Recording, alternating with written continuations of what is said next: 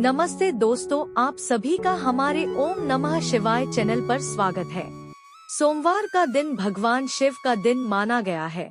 हिंदू संस्कृति के अंतर्गत सोमवार के दिन शिवजी के लिए रखा गया व्रत काफी फलदायी माना जाता है। कैसे करें सोमवार का व्रत? सोमवार का व्रत हर व्रत की तरह स्वयं को आंतरिक एवं शारीरिक रूप से स्वच्छ करके ही शुरू किया जाना चाहिए। इसलिए सबसे पहले ये सुनिश्चित करें कि आप प्रातः जल्दी उठें और स्नान करके स्वच्छ हो जाएं। इस बाद शिवजी की पूजा करना भी इस व्रत का एक आवश्यक नियम है। तो कोशिश करें कि आप मंदिर जाकर शिवलिंग पर जल अवश्य चढ़ाएं। शिवलिंग स्नान के लिए यदि आप कच्ची लस्सी का इस्तेमाल करें तो वो बहुत अच्छा होगा। अपने पूरे मन से भगवान की आराधना करें और इस दौरान मांगा गया वर यदि बिना किसी बुरी सोच से संलग्न हो तो जरूर पूरा होता है। सोमवार के व्रत की पूजा तब तक अपूर्ण होती है जब तक आप कथा ना सुन लें या पढ़ लें। इसलिए मंदिर में ही बैठकर भगवान शिव की सोमवार की कथा धैर्य के साथ पढ़ें। कहा जाता है कि सोमवार के व्रत की कथा पढ़ने या सुनने से इंसान जीवन के सभी सुखों को प्राप्त करता है। इसलिए आइए सुनते हैं सोमवार की व्रत कथा। किसी नगर में एक धनी व्यापारी रहता था। दूर दूर तक उसका व्यापार फैला हुआ था। नगर के सभी लोग उस व्यापारी का सम्मान करते थे। इतना सब कुछ संपन्न होने के बाद भी वह व्यापारी बहुत दुखी था, क्योंकि उसका कोई पुत्र नहीं था, जिस कारण अपने मृत्यु के पश्चात व्यापार के उत्तराधिकारी की चिंता उसे हमेशा सताती रहती थी। पुत्र प्राप्ति की इच्छा से व्यापारी प्रत्येक सोमवार भगवान शिव की व्रत पूजा किया करता था और शाम के समय शिव मंदिर में जाकर शिवजी के सामने घी का दीपक जलाया करता था। उसकी भक्ति देखकर मां पार्वती प्रसन्न हो गई और भगवान शिव से उस व्यापारी की मनोकामना पूर्ण करने का निवेदन किया। भगवान शिव बोले, इस संसार में सबको उसके कर्म के अनुसार फल की प्राप्ति होती है। जो प्राणी जैसा कर्म करते हैं उन्हें वैसा ही फल प्राप्त होता है। शिवजी द्वारा समझाने के बावजूद मां पार्वती नहीं मानी और उस व्यापारी की मनोकामना पूर्ति हेतु वे शिवजी से बार बार अनुरोध करती रही। अंततः माता के आग्रह को देखकर भगवान भोलेनाथ को उस व्यापारी को पुत्र प्राप्ति का वरदान देना पड़ा। वरदान देने के पश्चात भोलेनाथ मां पार्वती से बोले, आपके आग्रह पर मैंने पुत्र प्राप्ति का वरदान तो दे दिया, परंतु इसका यह पुत्र 16 वर्ष से अधिक समय तक जीवित नहीं रहेगा। उसी रात भगवान शिव उस व्यापारी के स्वप्न में आए और उसे पुत्र प्राप्ति का वरदान दिया और उसके पुत्र के 16 वर्ष तक जीवित रहने की भी बात बताई।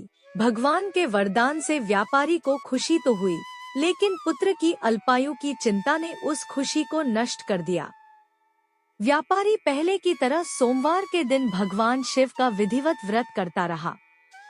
कुछ महीनों के बाद उसके घर एक अति सुंदर बालक ने जन्म लिया और घर में खुशियां ही खुशियां भर गई। बहुत धूमधाम से पुत्र जन्म का समारोह मनाया गया, परंतु व्यापारी को पुत्र जन्म की अधिक खुशी नहीं हुई, क्योंकि उसे पुत्र की अल्पायु के रहस्य का पता था। जब पुत्र 12 वर्ष का हुआ तो व्यापारी ने उसे उसके मामा के साथ पढ़ने के लिए वाराणसी भेज दिया।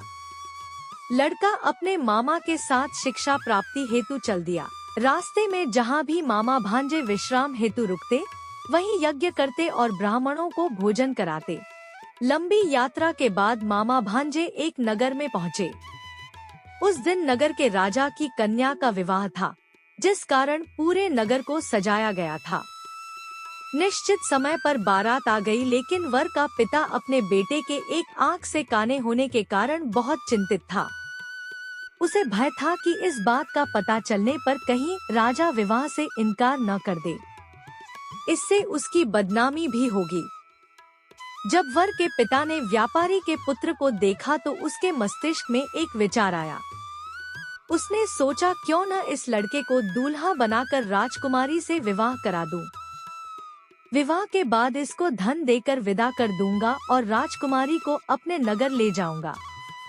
वर के पिता ने लड़के के मामा से इस संबंध में बात की। मामा ने धन मिलने के लालच में वर के पिता की बात स्वीकार कर ली। लड़के को दूल्हे का वस्त्र पहनाकर राजकुमारी से विवाह कर दिया गया। राजा ने बहुत सारा धन देकर राजकुमारी को विदा किया। शादी के बाद लड़का जब राजकुमारी से साथ लौट रहा था तो वह सच नहीं छिपा सका और उसने राजकुमारी के ओढ़नी पर लिख दिया, राजकुमारी, तुम्हारा विवाह मेरे साथ हुआ था। मैं तो वाराणसी पढ़ने के लिए जा रहा हूँ और अब तुम्हें जिस नवयुवक की पत्नी बनना पड़ेगा वह कान्हा है। जब राजकुमारी ने अपनी ओढ़नी पर लिखा हुआ पढ़ा तो उसने कान्हे लड़के के साथ जाने से इनकार कर दिया। राजा को जब ये सब बातें पता लगी तो उसने राजकुमारी को महल में ही रख लिया। उधर लड़का अपने मामा के साथ वाराणसी पहुंच गया और गुरुकुल में पढ़ना शुरू कर दिया। जब उसकी आयु 16 वर्ष की हुई तो उसने यज्ञ किया।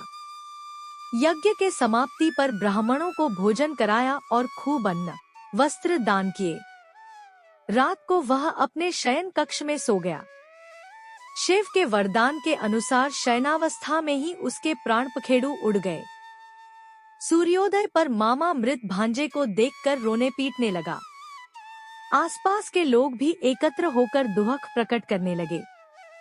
लड़के के मामा के रोने विलाप करने के स्वर समीप से गुजरते हुए भगवान शिव और माता पार्वती जी ने भी सुने।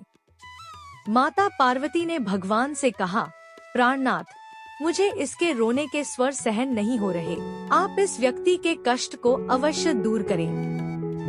भगवान शिव ने माता पार्वती के साथ अदृश्य रूप में समीप जाकर देखा तो भोलेनाथ माता पार्वती से बोले, यह तो उसी व्यापारी का पुत्र है जिसे मैंने 16 वर्ष की आयु का वरदान दिया था। इसकी आयु पूरी हो गई है। माँ पार्वती ने फिर भगवान शिव से निवेदन कर उस बालक को जीवन देने का आग्रह किया। माता पार्वती के आग्रह पर भगवान शिव ने उस लड़के को जीवित होने का वरदान दिया और कुछ ही पल में वह जीवित होकर उठ बैठा। शिक्षा समाप्त करके लड़का मामा के साथ अपने नगर की ओर चल दिया। दोनों चलते हुए उसी नगर में पहुँचे जहाँ उसका विवाह हुआ था। उस नगर में भी यज्ञ का आयोजन किया। समीप से गुजरते हुए नगर के राजा ने यज्ञ का आयोजन देखा और उसने तुरंत ही लड़के और उसके मामा को पहचान लिया। यज्ञ के समाप्त होने पर राजा मामा और लड़के को महल में ले गया और कुछ दिन उन्हें महल में रखकर बहुत सा धन वस्त्र आदि देकर राजकुमारी के साथ विदा कर दिया। इधर भूखे प्यासे रहकर व्यापारी और उसकी पत्नी बेटे की प्रतीक्षा कर रहे थे।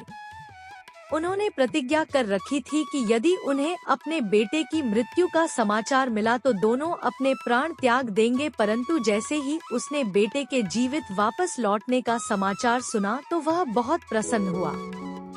वह अपनी पत्नी और मित्रों के साथ नगर के द्वार पर पहुंचा। अपने बेटे के विवाह का समाचार सुनकर पुत्रवधू राजकुमारी को देखकर उसकी खुशी का ठिकाना न रहा।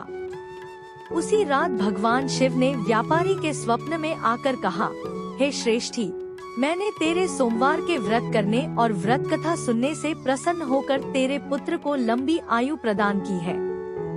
पुत्र की लंबी आयु जानकर व्यापारी बहुत प्रसन्न हुआ। शिव भक्त होने तथा सोमवार का व्रत करने से व्यापारी की सभी मनोकामनाएं पूर्ण हुईं। इसी प्रकार जो भक्त सोमवार का विधिवत व्रत करते हैं और व्रत कथा सुनते हैं, उनकी सभी इच्छाएं पूरी होती हैं। दोस्तों, अगर आपको यह वीडियो अच्छी लगे तो वीडियो को लाइक कर दें और भी इन्फॉर्मेटिव वीडियोस देखने के लिए चैनल को सब्सक्राइब करें। Thank you for watching.